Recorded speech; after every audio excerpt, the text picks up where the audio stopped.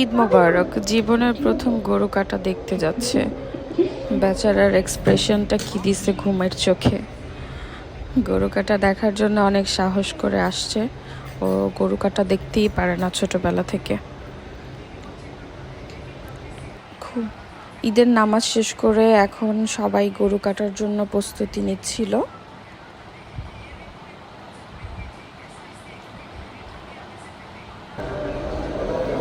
আয়াতকে নিয়ে যাচ্ছি গরু কাটা দেখার জন্য।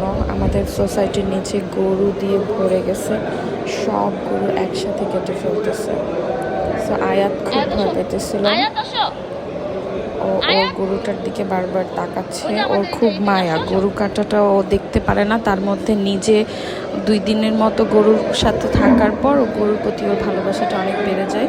2 দিন ধরে কান্না শুরু করছে যে ওর গরু কাটতেই দিবে না, সবসময় এরকমটাই করে। এই যেটা হচ্ছে আমার একটা ফুপ্পি। ফুপ্পিটাকে এত জোরে ঈদ মোবারক বলছি, ফুপ্পিটা ভয়ই পেয়ে গেছে। এখানে সবাই একসাথে নামাজের পরপরই সব গরু একসাথে কেটে ফেলছে। আরও অনেক গরু আছে, তো আমি ছোট করে একটা ফুটেজ নিয়েছি।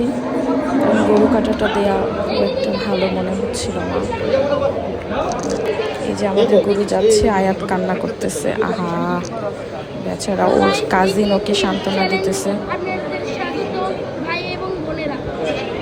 2 দিন ধরে বেচারাটা কান্না করতেছে।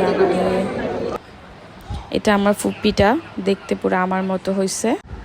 এটা ওর প্রথম ঈদ, সবাই ওর জন্য দোয়া করবেন। ঈদ মোবারক।